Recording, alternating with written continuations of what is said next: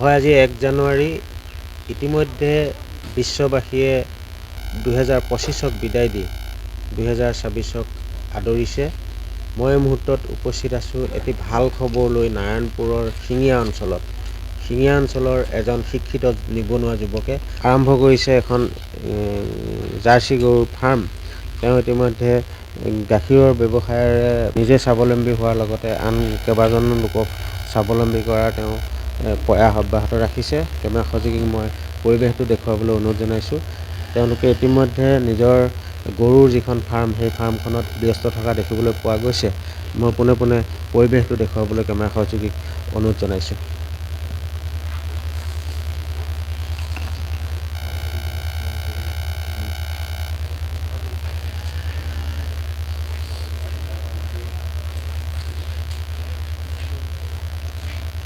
আমাৰ লগত ফাৰ্মখনৰ গৰাকী হিমাংশু বৰা আছে। তেওঁ এগৰাকী শিক্ষিত যুৱক। তেওঁৰ পৰাই আমি জানিবলৈ চেষ্টা কৰিম গৰুৰ ফাৰ্মখন আৰম্ভ কৰিলে কিমান দিন ধৰি এই ফাৰ্মখনৰ লগত জড়িত হৈছে? মই আজি 2 বছৰ ধৰি পেলাই এই গৰু ফাৰ্মখনৰ লগত জড়িত হৈ আছোঁ। কেনেকুৱা পৰিস্থিতিত আপুনি ফাৰ্মখনৰ লগত জড়িত হ'ব লগা হ'ল? পৰিস্থিতি মানে মই 2019 চনত গ্ৰেজুৱেশ্যন কমপ্লিট কৰিছিলোঁ। তাৰপিছত এটা ফাইনেন্স কোম্পানীত মই কৰ্মৰত আছিলোঁ। তাৰপিছত আহিলে ক'ভিড। সেই ক'ভিডৰ সময়ত মই ফাইনেন্স কোম্পানীৰ পৰা গুচি আহিব লগা হ'ল, কাৰণ সমগ্ৰ দেশ অচল হৈ পৰিল। কোনোফালে মানুহ ওলাব নোৱাৰা হ'ল, একো কৰিব নোৱাৰা হ'ল। তাৰপিছত কি কৰিম কি নকৰিম ভাবি পেলাই ঘৰত আলোচনা কৰিলোঁ যে মই এনেকৈ ফাৰ্ম এখনকে খোলোঁ। প্ৰথমে মই 2জনী গৰু দি আৰম্ভ কৰিছিলোঁ, এই আছিলে আৰু এই আছিলে। 2জনী গৰু দি আৰম্ভ কৰিছিলোঁ। কৰি পেলাই বৰ্তমান মোৰ সৰ্বমুঠ এতিয়া পোৱালীয়ে ছোৱালীয়ে মিলি 15টামান আছেগৈ আৰু। হয়। গাখীৰ কিমান? গাখীৰ প্ৰত্যেক দিনাখন আপোনাৰ 60ৰ পৰা 70 লিটাৰ গাখীৰ উৎপাদন হয়। ক'ত যায় গাখীৰটো হোটেলত যায় আৰু বিভিন্ন ধৰণৰ মানুহক অনুষ্ঠান প্ৰতিষ্ঠানত গাখীৰখিনি বিতৰণ কৰি দিয়ে। কেনেকুৱা লাগিছে কাম কৰি? ভালেই লাগিছে কাম কৰি। কাৰণ মানে কি হয়, কিবা এটাতো আজিকালি ধৰি লওক চাকৰিমুখী মানুহেতো কয় যে আজিকালি চাকৰি এটা নাই, ল'ৰাটোৱে একো কৰিব নোৱাৰে। সেইটো চাকৰি নকৰিও যে ব্যৱসায় এটাৰ পৰা যে সফল হ'ব পাৰি, সেইটো কাৰণে ভাল লাগিছে অলপ। মোক মোৰ দাদাই সহায় কৰে, বহুতখিনি সহায় কৰে। সি মানে কেতিয়াবা মই নাথাকিলে গাখীৰ চাখীৰ খিৰোৱাৰ পৰা ধৰি এইটো ফাৰ্ম চোৱা চিতাৰ দায়িত্বটো সিয়ে লয়। আৰু এজন দাদা থাকে মোৰ লগত, 2জন থাকে। এজন মোৰ খুৰা ল'ৰা এজনেও যথেষ্ট সহায় কৰে। আমাৰ ঘৰত মোৰ দাদা এজন থাকে, সেইজনেও যথেষ্ট সহায় কৰে মোক এই ক্ষেত্ৰত। ফাৰ্মখনত 4জন ব্যক্তি জড়িত? হয়, 4জন ব্যক্তি জড়িত হৈ আছে। দাদা কৰ্মসূত্ৰে লখিমপুৰত থাকে যদিও যিকণ সময় পায় সি ইয়াতে মোক সহায় কৰি দিয়ে আৰু। বজাৰখন ল'বলৈ অসুবিধা? বজাৰ ল'বলৈ প্ৰথম নতুনতে যেতিয়া আৰম্ভ কৰিছিলোঁ তেতিয়া 2 দিন অসুবিধা হৈছিলে, কিন্তু তাৰ পিছৰ পৰা একো অসুবিধা পোৱা নাই। গাখীৰ মানুহে বহুত বিচাৰে। এতিয়া মানে দিবহে নোৱাৰোঁ গাখীৰ মানুহক। চৰকাৰী সাহায্য কিবা পোৱা? চৰকাৰী সাহায্য মই এতিয়ালৈকে এপ্লাই কৰা নাই। গতিকে এপ্লাই কৰিলে পাম চাগে। ভেটেনেৰী ডিপাৰ্টমেণ্টৰ পৰা মোক সম্পূৰ্ণ সহযোগিতা কৰি আছে। প্ৰথম আৰম্ভণিটো মই নিজে কৰিছিলোঁ, কাৰণ মই কৈছিলোঁ মই এটা ফাইনেন্স কোম্পানীত কৰ্মৰত আছিলোঁ। প্ৰথম মই নিজে কৰি তাৰপিছত মই পিছৰে আকৌ 3জনী গৰু আনিবৰ কাৰণে মই এটা বেংকৰ পৰা লোন লৈছিলোঁ। মাহটোত কিমান টকা উপাৰ্জন? মাহত আপোনাৰ 80,000 পৰা 90,000 টকা এটা মানে হাতত থাকে। মানে 40% ইহঁতৰ নামত খৰচ কৰি 60% হাতত থাকে। যুৱ প্ৰজন্মৰ প্ৰতি কি আহ্বান থাকিব? যুৱ প্ৰজন্মৰ প্ৰতি আহ্বান এইটোৱে যে অকল চাকৰিমুখী নহয়, যে নিজাকৈ সৰুকৈ কিবা এটা কৰিও ব্যৱসায় কৰিও স্বাৱলম্বী হ'ব পাৰি, সেইটোকে ক'ব বিচাৰোঁ।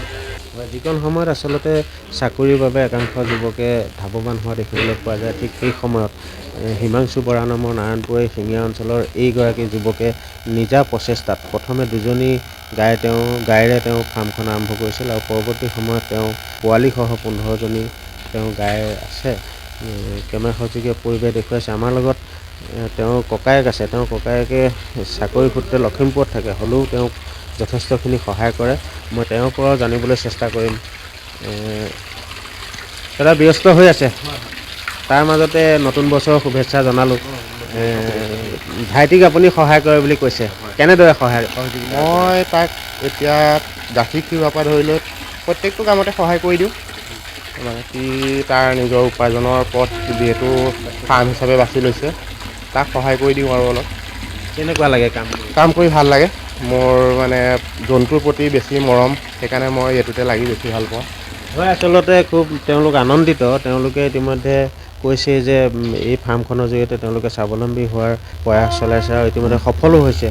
মাত্ৰ 2জনী গাইৰে তেওঁ এই ফাৰ্মখন আৰম্ভ কৰিছিল আৰু পৰৱৰ্তী সময়ত এতিয়া পোৱালিসহ তেওঁলোকৰ গাই আৰু পোৱালি 15জনী টোটেল হ'লগৈ আৰু তেওঁলোকে ইতিমধ্যে প্ৰায় 60 লিটাৰৰ পৰা 70 লিটাৰ গাখীৰ তেওঁলোকে ইতিমধ্যে উৎপাদন হয় আৰু সেই গাখীৰ তেওঁলোকে নাৰায়ণপুৰ নগৰৰ হোটেলত গৈ নিজেই তেওঁলোকে দিয়েগৈ।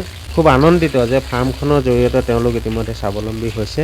কেৱল চাকৰিমুখী নহয় যে এনেদৰে নিজৰ ঘৰখনতে থাকি স্বাৱলম্বী হ'ব পাৰি, তাৰ এটা সুন্দৰ নিদৰ্শন দাঙি ধৰিছে আৰু তেওঁলোকৰ এই প্ৰচেষ্টা নিশ্চিতভাৱে আন একাংশৰ বাবে আচলতে আদৰ্শস্বৰূপ। এতিয়া কেমেৰা সহযোগীক মই পুনৰ দৃশ্যাংশ দেখুৱাবলৈ অনুৰোধ জনাইছোঁ।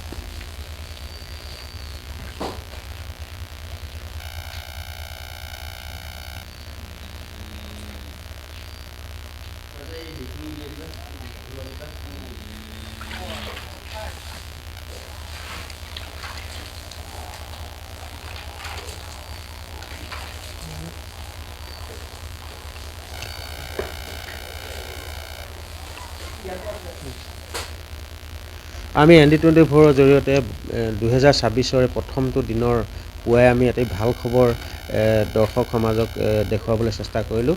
নাৰায়ণপুৰৰ শিঙীয়া অঞ্চলৰ পৰা আমি এই গৰুৰ যিখন ফাৰ্ম, সেই ফাৰ্মখনৰ পৰা কিছু পৰিৱেশ দেখুৱাবলৈ চেষ্টা কৰিলোঁ।